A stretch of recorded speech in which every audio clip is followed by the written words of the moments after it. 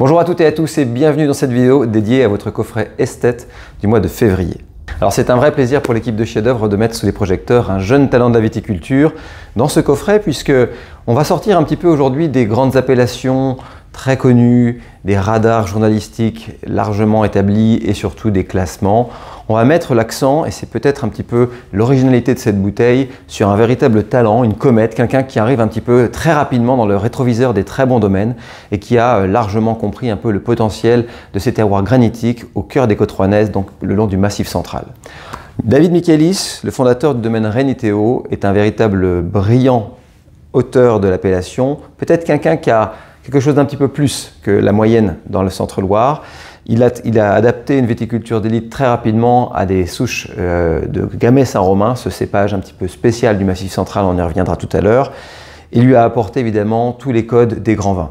Avec cette cuvée Aves, qui est un tirage très limité, une cuvée plutôt haut de gamme dans l'univers du domaine, vous allez, première chose, déguster le premier millésime de ce jeune talent pour cette cuvée, c'est très important. Mais vous allez surtout comprendre un petit peu la vision qu'offre évidemment David Michaelis au Gamay Saint-Romain, qui est ce cépage un peu plus poivré, un peu plus corsé. On dit toujours que le Gamay Saint-Romain est un cépage qui a des plus petites peaux, des peaux plus serrées, des plus petits raisins, et donc qui donne des vins un petit peu plus intenses que le Gamay que vous connaissez par exemple dans le Beaujolais.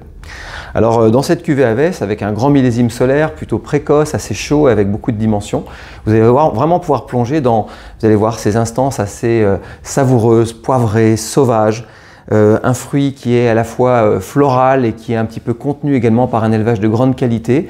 Je préciserai ici que cette cuvée qui a été travaillée en grappe entière a été élevée pendant 24 mois, dont 18 dans des barriques de chez Duccio, cotonnier très connu qui a fait la réputation du Clos Rougeard, mais aussi d'autres très grands domaines. Et ce qu'on cherche ici, bien sûr, c'est de canaliser l'énergie, la structure du millésime et le caractère des fois un petit peu épicé, sauvage de ce Gamay Saint-Romain. Alors ce que j'ai apprécié particulièrement dans ce vin, c'est bien sûr la discipline aromatique, la finesse, le raffinement de son bouquet, qui, vous allez voir, vous pouvez plonger dans le poivre sauvage, dans la violette, dans ces instances de fraises écrasées, des nuances qui peuvent rappeler un petit peu certaines nuances de Syrah, mais qu'on pourrait aussi compenser avec par exemple du Pinot de Nice, qui peut lui aussi avoir ces nuances-là. Donc en bouche, vous allez voir, c'est quelque chose d'assez structuré, mais de fin, avec une véritable persistance des messages.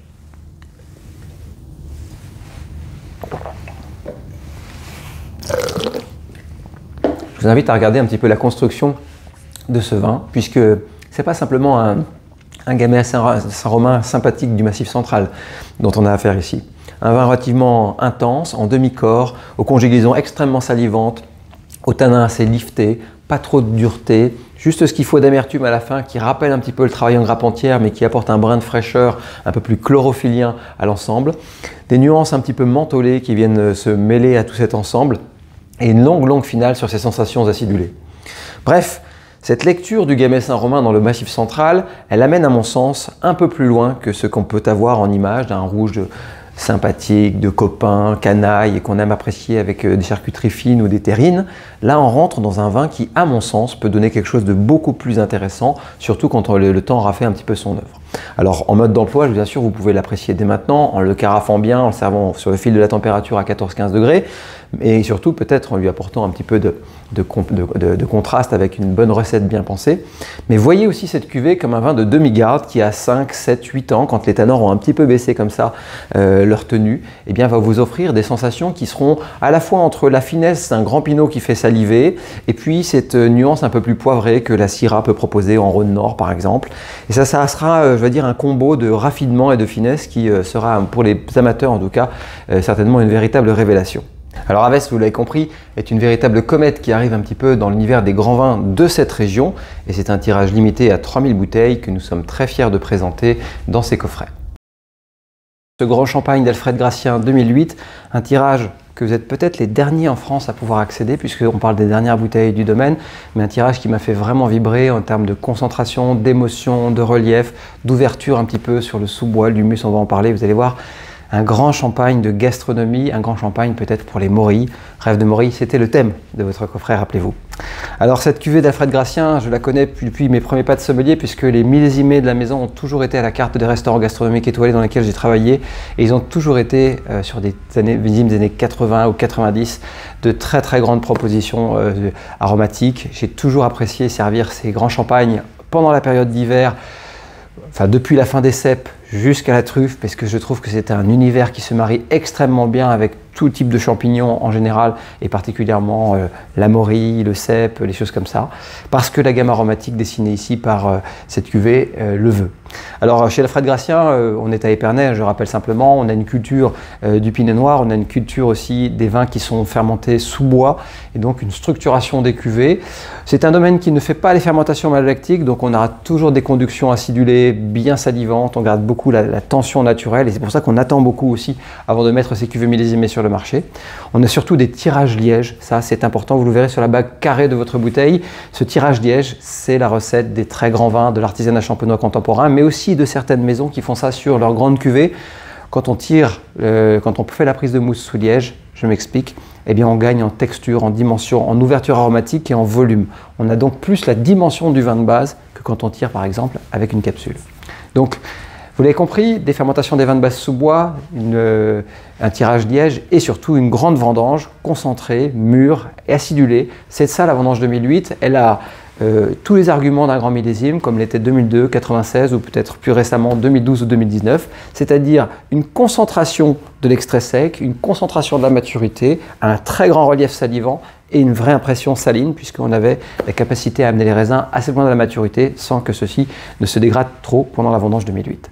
Bref, en Champagne, c'est un millésime qui a marqué la décennie. Toutes les grandes maisons ont fait des grands millésimés dans cette vendange. Et donc là, vous allez voir que Alfred Gracien n'a pas échappé à la règle. Dans le verre, magnifique complexité avec un mélange à la fois un peu levurien à un univers de fruits secs, de sous-bois, d'humus. Le caractère châtaigne, noisette torréfiée qui se mélange un petit peu avec cette sensation de cèpe frais. L'agrume qui est lui confit. Plus on l'ouvre, plus on va vers la noisette du Piémont, des sensations qui sont voilà, assez complexes. Hein. Imaginez un vieux meursault avec des bulles.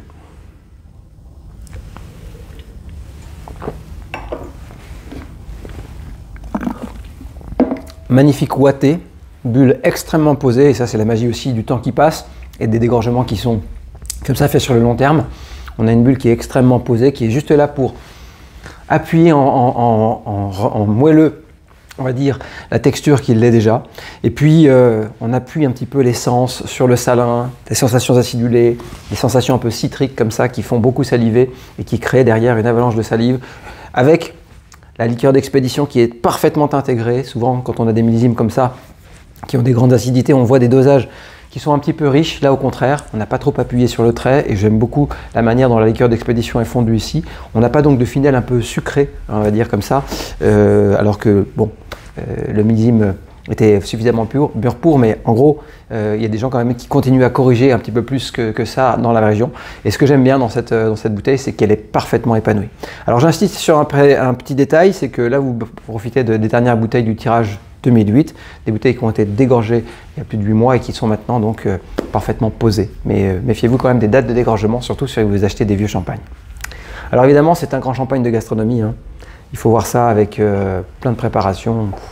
Une volaille pochée avec une sauce albufera. Vous avez la possibilité de faire plein de merveilleux mariages sur un tartare de veau avec des noisettes du Piémont. Vous pouvez travailler la morille, une volaille au morille avec un champagne comme ça fonctionnera du feu de Dieu.